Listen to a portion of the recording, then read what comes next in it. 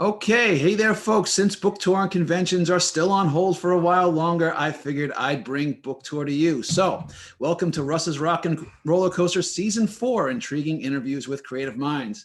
Tonight, let me welcome my pal, Michael Jan Friedman, the author of more than 80 books, about half of which are in the Star Trek universe. He has also written for the Aliens, Predator, Wolfman, Lois and Clark, DC superhero, Marvel superhero, and Wishbone licensed book universes, with 11 of his titles having appeared on the New York Times bestseller list. Mike is also a co-founder and one of my fellow inmates in the author collective Crazy 8 Press Asylum, and he co-wrote the story for the acclaimed second season Star Trek Voyager episode Resistance, which guest starred Joel Grey. Welcome, Mike. Hey, how are you? All right, good to see you, pal. All right, just a quick heads up to the folks at home. Feel free to send me notes or questions you have for me or Mike in the chat box during the show, and we'll get to a few at the end. All right, Mike, as we always do, where were you born? Where'd you grow up? I was born in Manhattan, and I grew up. My first 2.5 years were spent in the Bronx. Really? Where? Yeah, on near Tremont Avenue. Not too far from Yankee Stadium. My my mom always tells me about walking my carriage along the Grand Concourse, and I don't remember any of that. Of course, when I was 2.5, we moved to Bayside, Queens. From the Bronx to the Queen. So, but did you take your Yankee blue blood with you? Yes, I did. Are you kidding me? Of course. So what was that like? Did you get any grief being a Yankee fan in the middle of Queens? No, the Mets were so new and so inept that nobody really got on you for being a Yankee fan. So what was it? So you grew up in Queens. So it's funny. So my family is predominantly from Brooklyn and Queens. First in Old Williamsburg and then Jackson Heights. So what was it like back then? Being in Queens. Queens was, well, first of all, it was great. It was great. I lived in a housing development that was carved out of Alley Pond Park. It was part of the park originally, and then I guess somebody must have slipped some money to somebody, and they developed three blocks worth of private houses carved out of the park. So I was really surrounded by parkland, and I felt like I grew up in the park. We had tree houses, and we burrowed under the road. The road that ran in back of my house was the old Vanderbilt Parkway, which ran originally from Long Island City out to the Hamptons. It was a private road a private road owned by one family, right? A private road that went from almost the East River to the Hamptons. And what's left of that road is what we call the bicycle path. I never heard of that before. Yeah, yeah. Really? Huh. And it's still there. This segment of it is still there. A lot of it was obliterated, with one development or another. So what was that like? So during that time, so what, this was like 50s and 60s that you were out there? Yeah. So, obviously New York, the city itself, Manhattan in particular, but the city went through a lot of change, it exploded in size and scope, but there was also a lot of social upheaval. In your youth, did you feel it then, or were you kind of like isolated from the larger, what was going on in the larger world then? Pretty isolated, really. We would go to the city, Manhattan. We technically were in the city, of course. Yeah, of course. Of course, anybody in the boroughs doesn't go to Manhattan; they go to the city. That's right. So, like when I was 12 years old, I was going to Yankee games. In the Bronx, I was taking the buses and the subways and so on. And it was first of all, my block was a very tight knit block. Everybody watched everybody's kids. Yep. If anybody was watching, it was a neighbor, and it was just it was a great place to grow up. I still have friends from when I was 2 years old and I moved into Queens. I still have friends from my old block. Really? You do? You have friends going back all the way to that young? I do. I do.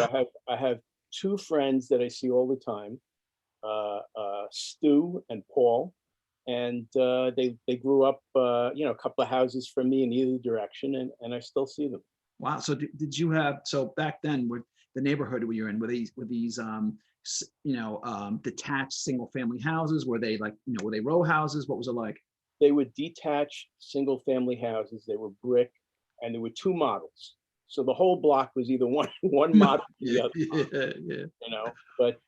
But they were great. Everybody had a pretty nice backyard, and again, it was right up against Alley Pond Park. Right. So So you really had the best of both worlds back then, right? It was sort of, you had, you were a city boy kind of, but a suburban boy kind of. You had the big parks, you had access to the public transportation. That must have been a pretty great way to grow up. it was a great way to grow up, and Wow, it invited a lot of use of the imagination. so I let me, right. we really we did a lot of different things in the park, and a lot of what we did involved imagination. We played. I was this guy, I was that guy, I was Superman, I was Green Lantern, I was James Bond. So you jumped ahead a little bit on me. So we'll just go to that one now. So when you were a kid, was it always like that for you? Superheroes and comic books and sci-fi, was that always kind of part of your youth? It was. I remember, when I was about 5 or 6 years old, I remember sitting in my backyard with my dad or my mom, and we would be reading comics. Your parents read comics? My parents, well, they didn't read comics on their own, as adults, but they did read to me. And they were actually thrilled to do so because they loved when they were kids and they were reading comics, what they call the golden age superheroes, Right. original Flash and Green Lantern, Superman, Wonder Woman. And so they enjoyed it back then. They had fond memories of that. And so when I started developing an interest in comics, they were very happy to fan that interest. Unlike some stories that you hear. So were you? So what did your parents do? Did they work? My father was in the rag business, not literally. He was in the garment center, Yeah. or in different aspects of the clothing industry. Yep. Mom was a homemaker. Okay. Did you have brothers, sisters? I have two younger sisters. They're both, it's funny because at one point, not at one point, for a long time, my mom would gently nudge me in the direction of being a doctor. And I really had no interest in being a doctor. And finally, she gave up when I got a 70 in chemistry. She said, all right, I get it. But my sisters one became a nurse, and the other became a physical therapist. So they must have heard what was going on and said, all right, we get it. Yeah. Someone's got to do it. Yeah. So did you guys get along? We do. We didn't, and we do. Okay, fair enough. Close. And,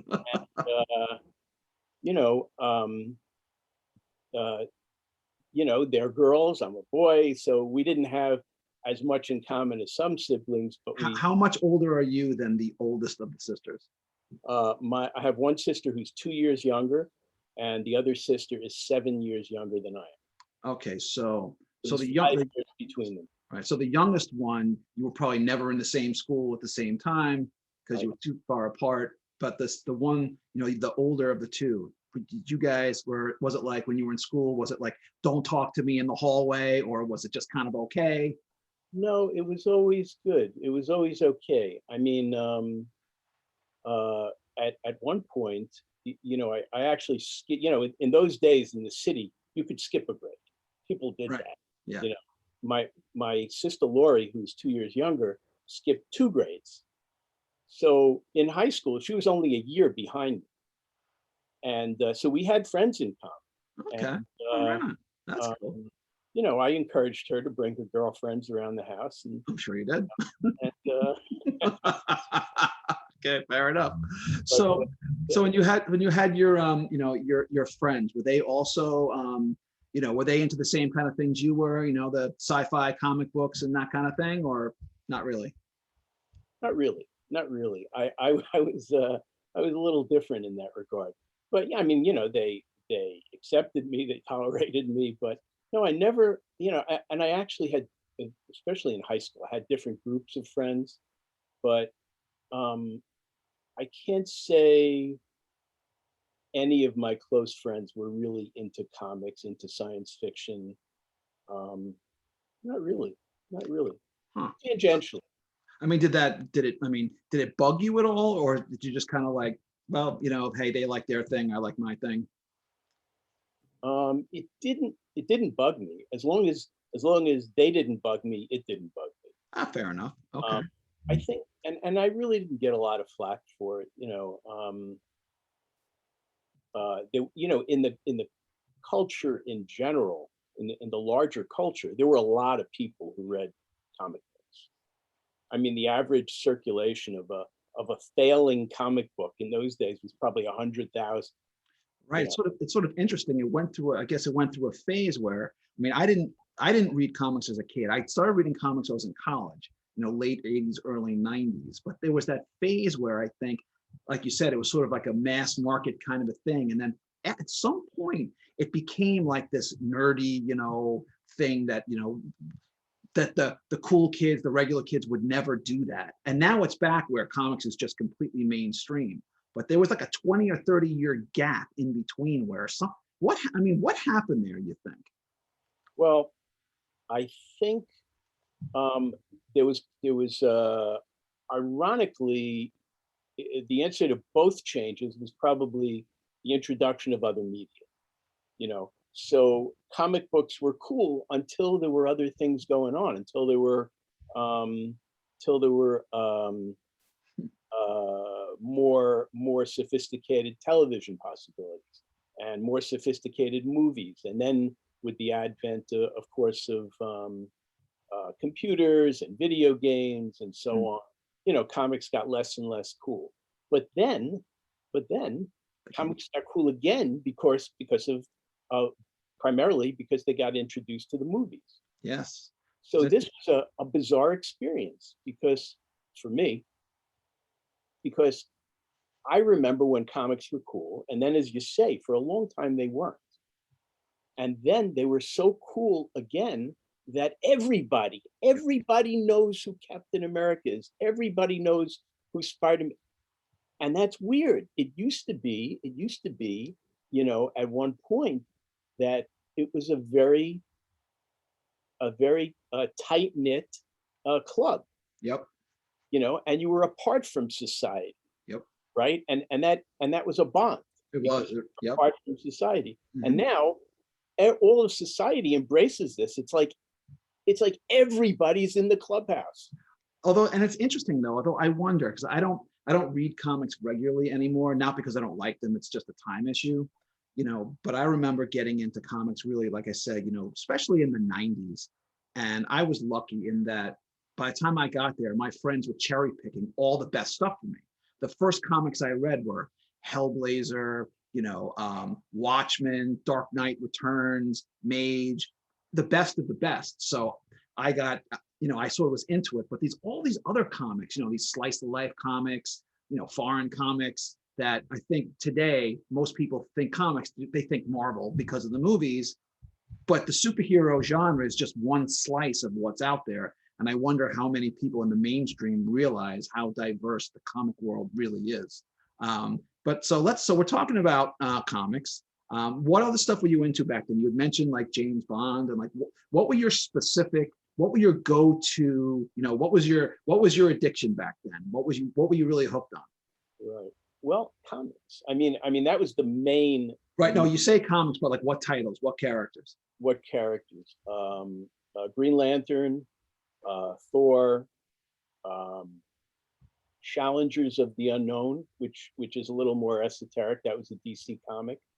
Um, those uh, um, those were the ones I was primarily interested in. But I really there was a time probably when I was 10 or 12 years old where I bought everything.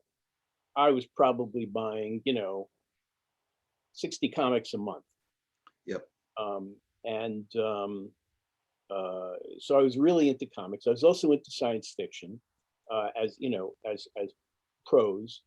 And Like who? Who were your favorites, or some of your favorites? well, I was big into Ray Bradbury.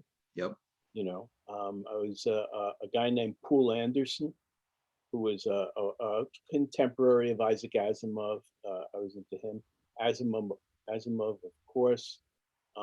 Roger Zelazny was a big favorite of mine. He was a guy probably not so well known to the public at large, but he was a perennial Nebula and Hugo nominee winner.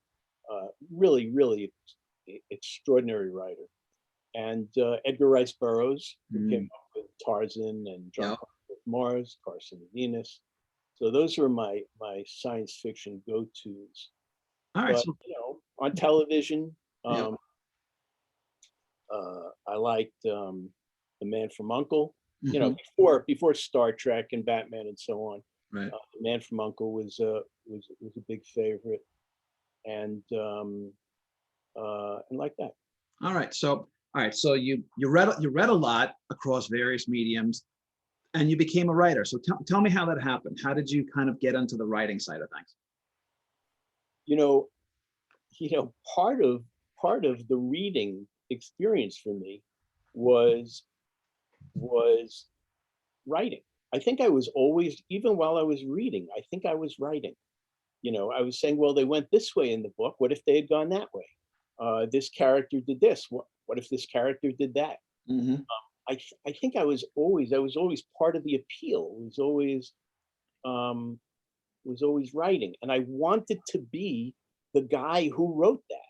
I looked at these books and I saw somebody wrote them, and I wanted to be that guy. I could be that guy.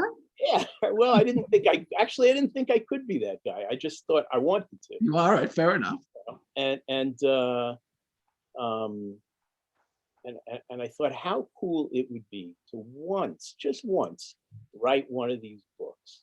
Um, and you know, I knew somebody wrote them, and you know, sometimes a guy like Roger Zelazny would, you know, you'd see his name on a few of them, and you'd go, where are these people? Where are they that they're writing these books? And then and I had a feeling that they certainly weren't in my neighborhood, and I had a feeling that they were not doing this full time. I just had a feeling. And then I was in college, and Isaac Asimov came to speak, Oh, get out, really? and I spoke to him, Where did you go to school? University of Pennsylvania. Okay. Yeah. So he came to speak, and he was great. And afterwards, I asked him a question. I said, do you do this full time? And if not, what's your other job? And he goes, well, I was a professor. Where was he at MIT, I think, or think? Oh no, Boston College, Boston University, something like that. Anyway, so he said, I used to be a professor of, I think it was chemistry, but now I do this full time. And I was like, I looked at him like, that's incredible. You do this, you don't do anything but that. You Right. just write science fiction all day long. Right. He said, yeah. I was like, that's incredible. And mind you, I never thought I would do that. I just thought I wanted to. Right. And not too much after that, partly that was part of the inspiration, I started writing my own science fiction novel. And I used 3 independent studies to get this book finished. Hmm. And it was actually a sort of a swords and sorcery fantasy novel, and my professors all liked it. And one of them even gave me the name of his editor. And so I sent the manuscript to this editor on I think it was on Park Avenue, and he sent me back a very nice note. And you know, hi, I like this and stuff, but it's not really commercial. It doesn't really hit Right. any, you know, check any of the boxes that we want to check, but it's good. So I thought that's great. That's terrific. And I was inspired, I was encouraged, Okay. but I wasn't selling it. Okay. You know? So what was next? What was the turning point for you? Well, I it was, it was actually a turning point I don't normally think of, but I think this was a turning point as well. I went to grad school in Syracuse for journalism, Okay. and a friend of mine who I had gone to Penn with, who was an excellent writer, he said, you know, I'm taking a course with this guy in creative writing, you know, and you should too. So I applied. Now he was going for his MFA in writing, and so he was part of this program. He said, but you could take it as a elective. So I applied, and this guy, you know, I gave him a sample. I gave him this book that everybody had loved at Penn, and he hated it. He said, this is drivel. You know, this is garbage. You know, he didn't have to say that. He could have just said, no, not what we're looking for. He came down on me like a load of bricks, and it had the effect of me wanting to show him he was wrong. Right. And we've talked, and you and I have talked about this offline, right? Personally, right? You know, anyone, someone tells you you can't do it, you're like, oh yeah, I'll see about that. Right. Yeah. So I said I'm gonna show him. In the meantime, at Penn, I had known this guy Rich, who was actually the son and grandson of these guys who had a literary agency in Manhattan. So I was writing a humor column at Penn, and this guy Rich said, Mike, he goes, you know, love your writing. When you graduate and you get your first book together, you bring it to me. So I did. I called him. I said, Rich? He goes, yeah. I said, this is Mike Friedman. I said, I have a book, you know, and he said, wow, really? Like he was like, I didn't think you were really gonna do it. Yeah, you actually did this, really? So I brought him the book, and he said, Mike, you know, he read it in a few days, and he said, Mike, he goes, this could be the next great science fiction class, or it could be a pile of horse manure. I have no idea. I don't read this stuff. Right. So I'm going to send you to somebody else, another agent. And then he hung up, and he probably, thank God. All right. So he sends me to this other agent, and I get on the phone with them, and I just, you know, I said, this guy Rich, he sent me over, and I wrote a science fiction novel, and they said, well, you know, we're not looking for any new writers right now, and you know, you got to be a little pushy. So I said, don't you want the next Stephen King? Right. And he said, well, actually, we're very happy with the current Stephen King. Oh, that's great. So this is Stephen King's agent. They don't want any part of it. Right. And so, but you know, you gotta push a little, right? You gotta push. So I said, well, is there any place you know that would take on a new writer? And they said, yeah, there is. There's this agency. Let me give you the number.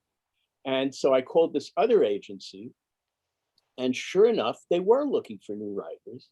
And they hooked me up with this woman, Karen Haas, one of their agents, who had coincidentally been an early editor of the Star Trek publishing program at Pocket Books. I guess it was at Pocket Books back then. And so she read what I had come up with, and she said, Mike, she goes, this is pretty good. Here's what I want you to do. I want you to add 60 pages, 10 pages of this, 10 pages of that. And I did it. She started to peddle it. And she calls me one day. I'm sitting at my office. I was working at this business magazine, and dreaming about writing science fiction. And she calls me at my office, and she says, Mike, I just sold The Hammer and the Horn. And it took me like a second to, what is she saying? She sold it? She sold my book? What? And she goes, yeah, I just sold it to Warner Books. They have a new imprint and they want it. And I was like, I can't believe it. All my life, I had said, I'll die happy if I could just write one book, one book. And she had just sold that one book. I went home. I was working on the east side of Manhattan. That 4-block walk to the subway, it was like I was walking on a cloud. Oh, You that's know, amazing. I looked up at these skyscrapers. I owned them. I own them. I wrote a book. They're gonna publish my book, and they did. And then a couple of weeks later, I had a lunch with the editor who had bought it, this woman Kathy Malley, wonderful woman, and my agent, Karen. And so we're sitting at a table in an Italian restaurant somewhere like around East 50th, and Kathy says, so she goes, you kind of left things open a little at the end. Were you thinking about a sequel? And I said, yes, as a matter of fact, I was thinking maybe I would, come up with a sequel. She goes, well, when could you have that by October? And it was April. Huh. Now, it had taken me 2.5 years writing, in the bathroom at work, and on my lunch hour, and on weekends, 2.5 years to come up with the first book. And here she wanted the second one in 6 months. And I started to say, I don't know if I can do that. And before I could say anything, my agent kicks me under the table. I said, yes, ma'am. Right? I almost choked on my linguine. And she goes, yes, of course he can. You can do that, right, Mike? Right. I went, okay. So what I had to do at that point, the only way I could make that deadline, I had a full-time job. The only way I could make the deadline was by cannibalizing my job. So what I did is I came into work every day, and when nobody was looking, I wrote on a yellow lined pad and took it to the bathroom with me, and took 2-hour lunches and left work early. Please tell me you didn't take 2-hour breaks in the bathroom. Just tell me that much at least. I have to tell you. Oh no! Oh no! I tell you, sometimes I think I did, maybe an hour. And you come back, oh, my stomach's killing me. Easily an hour. They must have thought I was dying, And finally, after like 6 weeks of this, my publisher calls me in and he says, Mike, not for nothing, but I barely see you these days. Are you still working here? And I said, well, he goes, let me put it another way. Right. You're not working here anymore. Right. So I convinced him, they didn't want me to like file for unemployment or give them a hard time. So they gave me 2 extra weeks, and I took it, and then I went home, and all of a sudden I was a freelancer. Right. And all right. So you got your book out. So you are you've had quite a career, but you really made your name in Star Trek. Tell me how you got there. Tell me what got you into the universe. Well, it's actually I had with Warner Books, I had actually done 4 books. And the guy, Kathy Malley had retired, and her protege was in charge now. And so I was what they call an orphan. When your editor leaves and somebody else gets you, they don't really give a hoot about you, right? So this guy didn't. And he calls me in one day, and I said, yeah, so I have an idea for another book. And he goes, stop right there. He goes, we've published 4 of your books. They did okay. I enjoyed them, but, I think it's time for us to move on. I was like, move on? What? You're my publisher. So he goes, yeah, no, we were your publisher. And, that's it was cold. It was cold. I mean, it was very cold. So he said, I'm chilly right now. He said, that's how the mid list works, Mike. We try you out. You're good. That's good. That's fine. we enjoyed it. It was nice while it lasted. Now you're gone. So just about like 2 days later, after I'm wallowing in self-pity, and about two So days those later, clouds that you own dissipated. that I'm no longer walking on the clouds. Now Yeah. I'm walking on ground glass. Yeah. So my agent fortunately calls me a couple of days later and she says, Mike, have you ever thought about writing Star Trek? And I said, what do you mean? She goes, they have Star Trek books. And I said, yeah, I know. I've read some, by Howie Weinstein and Ann Crispin. I've read some of them. And some of them, they're very enjoyable. I like them. And she goes, well, would you like to write one? And I said, yes, absolutely. Putting words in the mouths of Kirk and Spock. And How awesome would that be, right? wow. So I said, absolutely. She goes, all right, well, I'll throw your hat in the ring.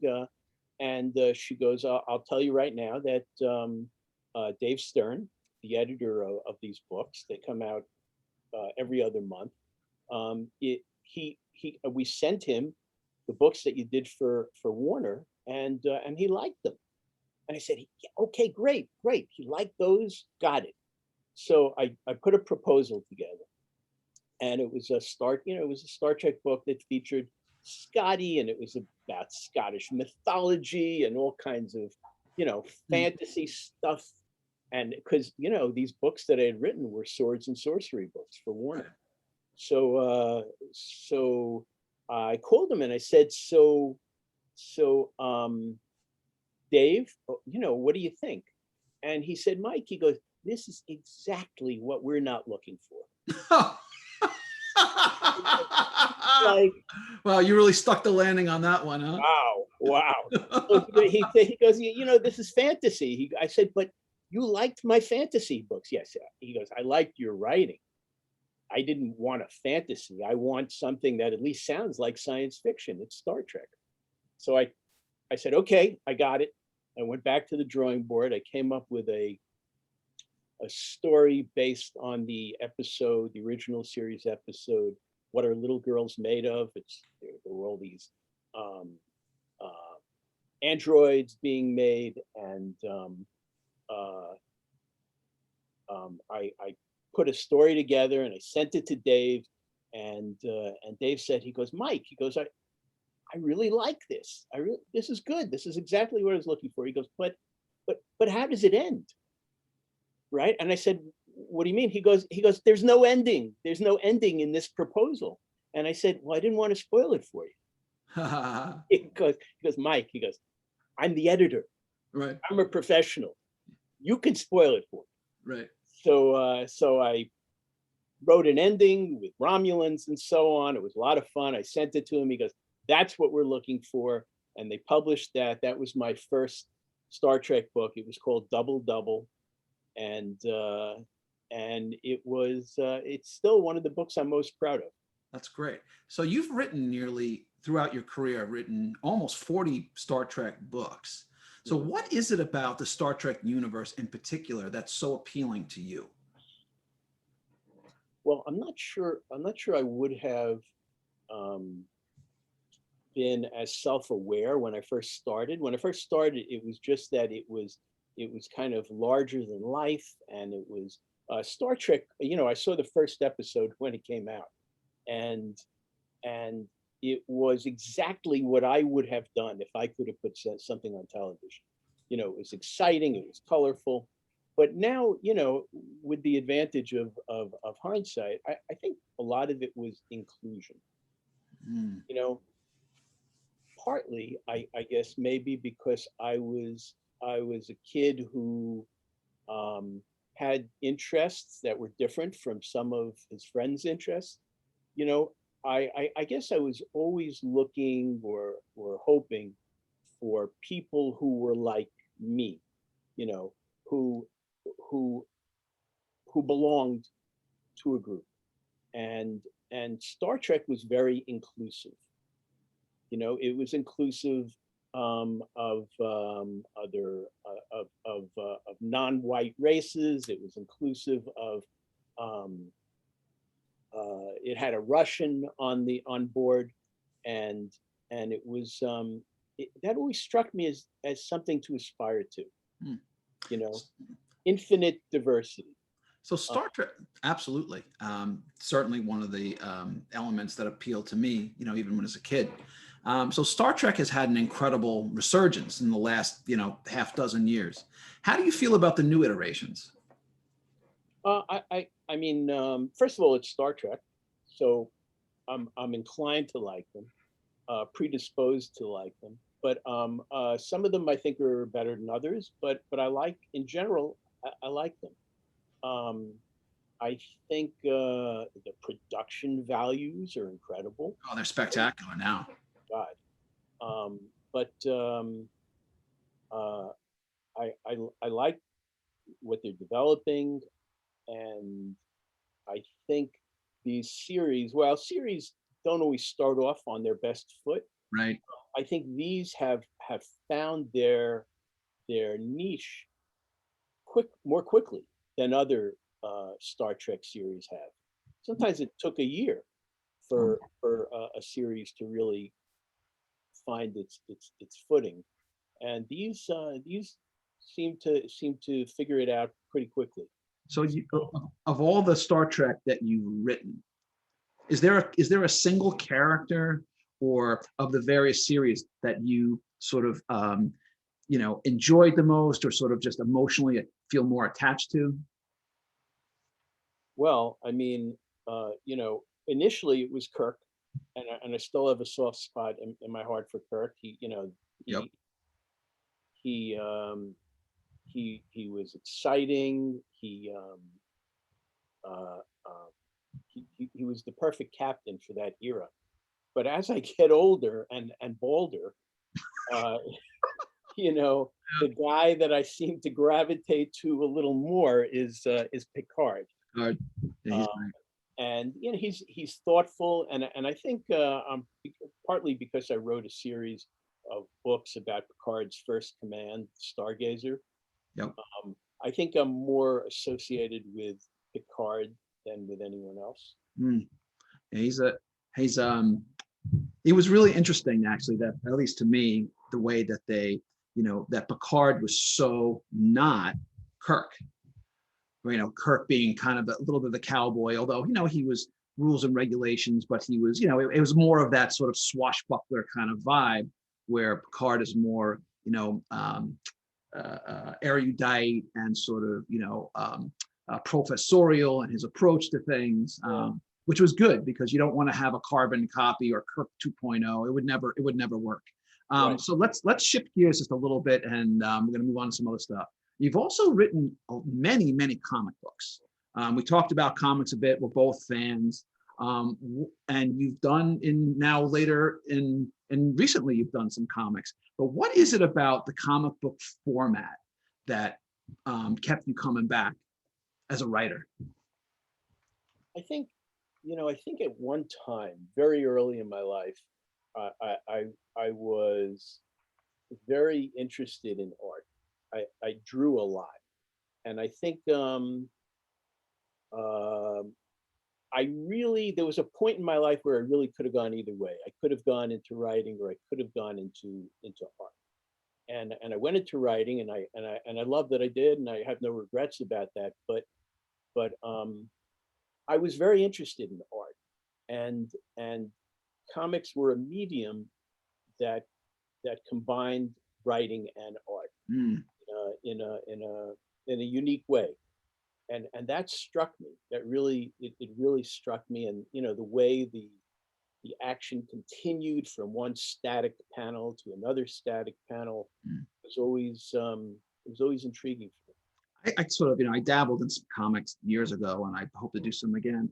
I always found the format compelling as a writer, simply because you have no options other than to get to it, right? You don't have the luxury of sort of going on these long expositions and side tangents. You've got 24 pages or however many they give you with certain boxes, and whatever you're going to say, you got to say them right here in this stuff.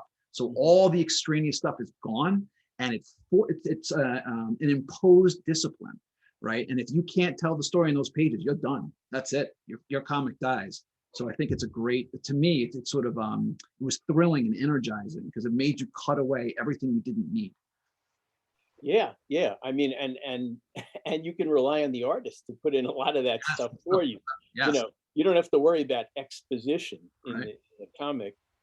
In the script, some, but even then, you don't want to restrict the artist too much. I Yep. mean, I prefer writing full script because I want to be in charge of the story. I want to tell a certain story, but you have to give the artist a certain amount of reign because they will inevitably come up with a better choice than yours. Yeah, they'll bring elements that you just hadn't even considered. The Right. texture and the nuance that you just can't do with words. It's just you can't in that format anyway. So we got more stuff to do, and I want to get to it. So one story I want to ask you about, and then we're going to move on. So some years back, you had an interesting flirtation with Hollywood with After Earth. Tell me about that. Well, what happened is my friend Peter David, who is also one of the members of our group, Crazy Eight Press. Peter had um, a business relationship with Will Smith. He had done he was going to do the novelization of something that Will's company was working on, and I'm not sure it ever actually happened, but they knew about Peter, and when they were putting together this movie After Earth, one of the things they needed was a Bible, and a Bible, for those who don't know, is a document that potential licensees, look at when they're trying to figure out if they want to make, lunch boxes, and if they want to make books, and if they want to make, action figures. They don't really want to read the whole script, nor do they necessarily understand what's in the script. So they need a document that tells them in a more familiar form what they need to know about the story. Here's the story. Here's what you need to know about the technology. Here's what you need to know about the characters. Here's what you need to know about the setting. And the guy who was in charge of this was Will's brother-in-law, and a good guy. And he said to Peter, I want you to kind of spearhead this, and we're going to find two other science fiction writers for you, and you're going to put together this Bible. And Peter said, well, hang on, hang on. He goes, there are two other guys that I work with all the time. He goes, it'll go much better if I work with them. And so he brought on Bob Greenberger and me, and sure enough, we dug into this like like uh, like I don't know like what, but we really dug into it. So There was you were little kids again. we were little kids, exactly, and we dug into it like little kids, and there was a lot there to mine, and we mined it all, and we came up with this Bible. They were figuring it would be like 40, 50 pages or something like that. By the time we were done, it was 250 pages. Oh Lord. And Will's brother-in-law takes it to Will and says, look what these guys did. And they were bowled over. They said, these are things we kind of thought might happen, but this is how it actually could happen. This is how this technology could work. This is how this beast could actually survive. So they were so impressed that they illustrated it. They hired actors and took pictures of them to illustrate the genealogy that we came up with. So it was a big success, and we got to meet Will, who's a big kid, and a lot of fun to be with. And we were treated very well. We went to see a shoot over there, and in Philadelphia, where they were filming, and it was a great experience. It's great. That's great. All right. So a quick interlude for folks who came in a little late. If you have any questions or comments from me or Mike, send them in the chat box and we'll get to you at the end. So I have more questions for you, but we don't have time right now because we're going to do what we always do. And it's time for us to spin the wheel. All right. On the wheel are seven categories. Wherever it lands is what you get. And the categories are Quantum Leap, Trick or Treat, Music Lover, Stranger in a Strange Land, Creature Feature, Attack of the Clones, and our newest segment, Kick 'em in the Junk. You ready? All right. Hang on. Okay. And you got, all right, Trick or Treat. All right. So what was your favorite Halloween costume as a kid? My favorite Halloween costume as a kid. You know something? I guess it would be Superman. I did have a Superman costume, and I had the Superman mask and the hair that actually, had the little lock of hair over there. Mhm. I was pretty young at that point, but So that was last year, right?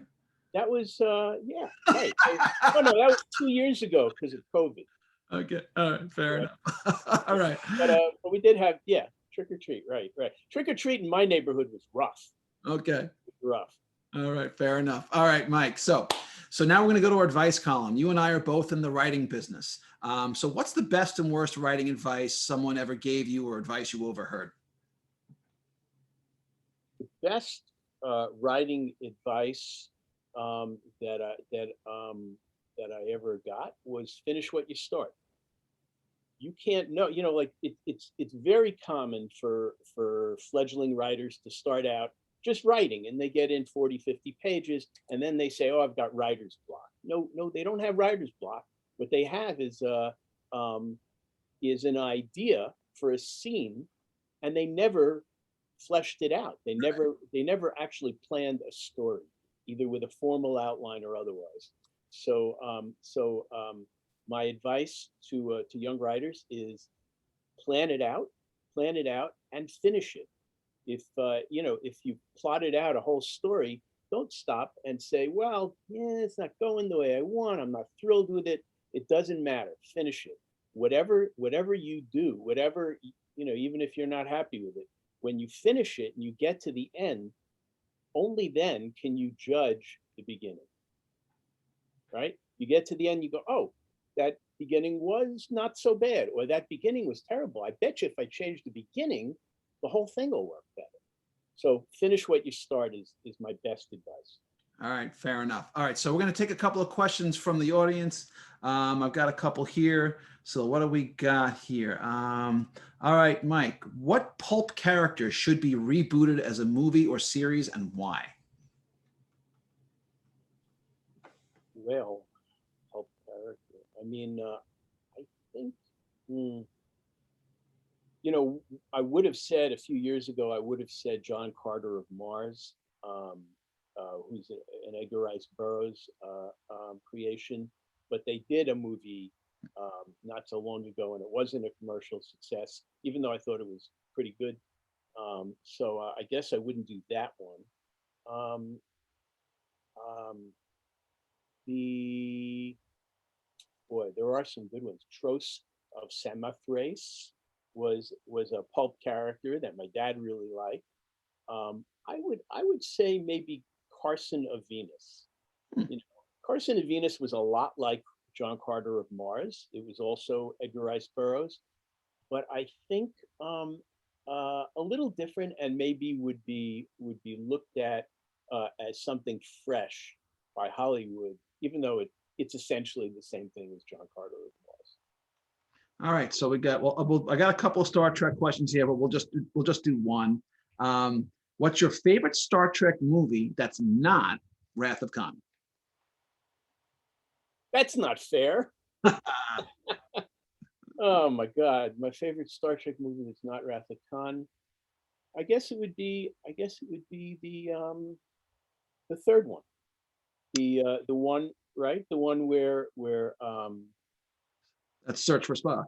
Search for Spock, and I mean, it's sort of the extension of Wrath of Khan, right? But I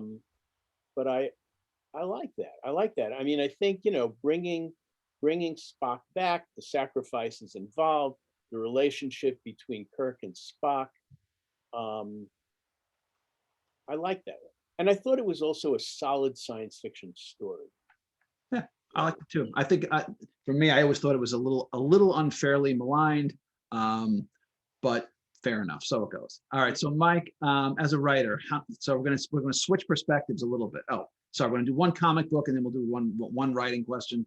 From a comic book writer's perspective, how do you feel about the trend of Marvel and DC rebooting their universes? I hate it. I hate it. And it's a business decision, really. Um, a lot of writers will tell you about Star Trek and other things. If something is in conflict with what's been established before, it's okay if it's a good story about the characters. I completely disagree. To me, it's all about the suspension of disbelief. And if you have this character undergoing several different origins, and for good business reasons to bring new readers in, what you're really saying is that none of them really matter. It's whatever we feel like doing at the time, and I don't want to see the man behind the curtain. If that's Oz, then that's Oz, and it should be Oz just from a creative standpoint forever. Again, for business reasons, I understand why this is done, but I think characters should be consistent. And if it's consistent, you can believe in the character, and if it's not, I can't. I can't. So if you want to come up with new characters, even those that might supplant the old ones, that's great. New characters are very welcome. But to constantly reinvent the characters, to me, it cheapens them. All right, fair enough. All right, one last question. This is shifting gears a little bit. So Mike, as a writer, how many words do you strive for in a given work day? Does it depend on the deadline? Well, it depends on a lot of things. It depends on the deadline. It depends on what else is going on that day. I do strive for a certain number of words. It could be 500, it could be 1,000, it could be 1,500. I'm not as fast as I used to be. I used to be able to really grind it out. But I think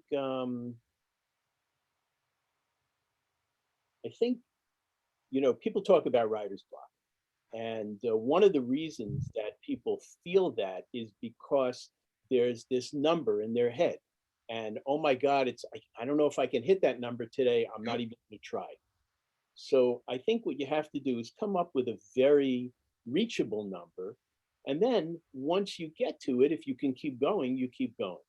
But to set goals that are perhaps not realistic or too arduous, I think that's self-defeating.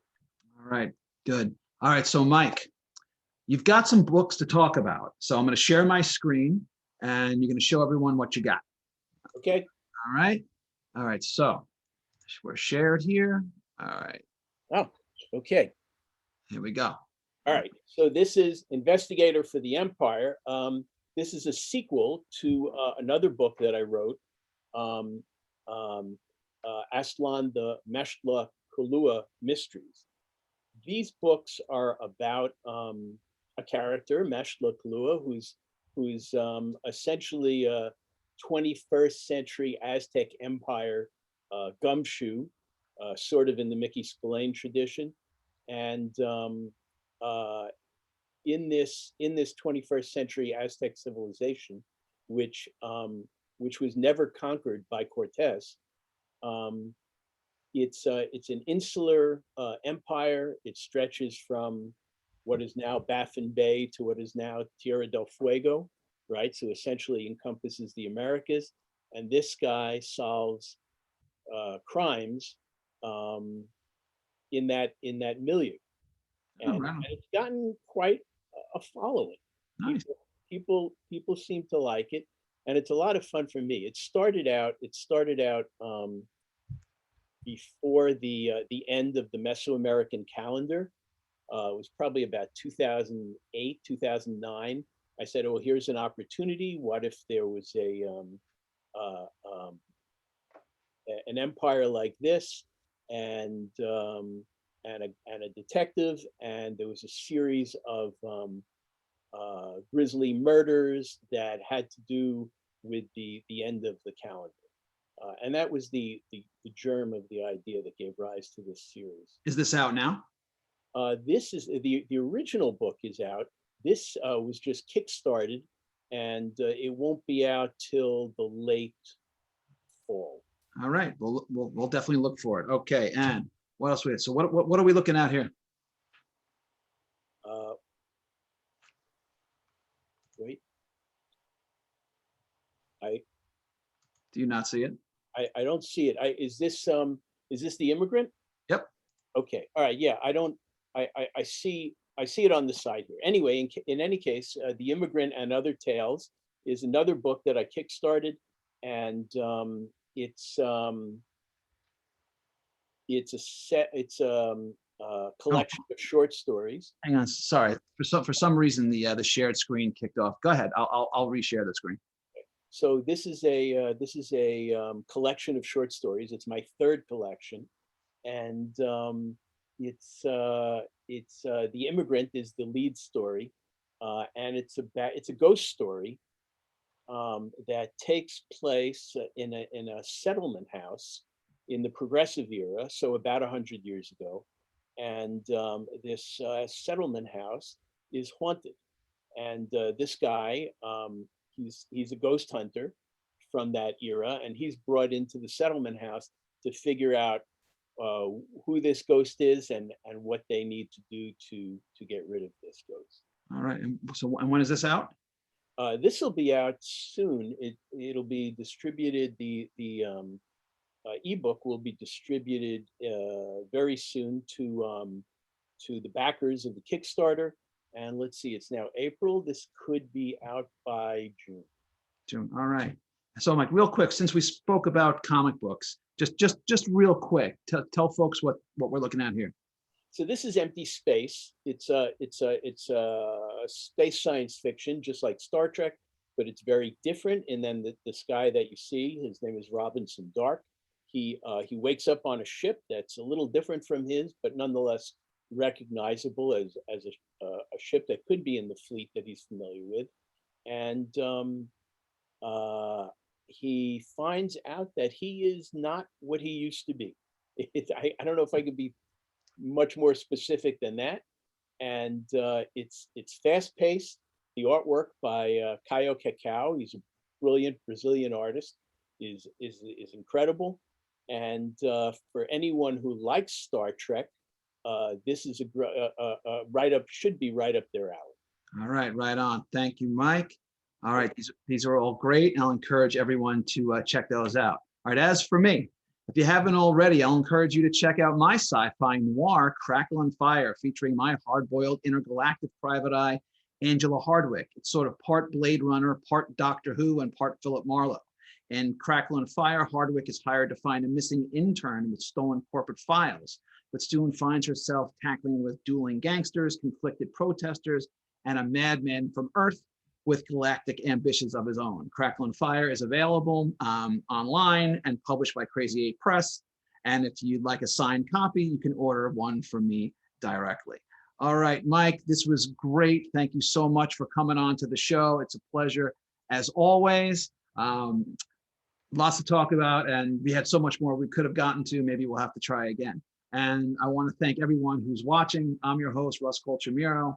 I'll be taking a week off, so no show next week, but I'll be back May 5th with another round of shows. And until then, I'll see everyone, and I hope you're well. Take care. All right, thanks, Mike. Thank you. Thank you. And check out crazy8press.com. As always. All right, thanks a lot, guys. Take care.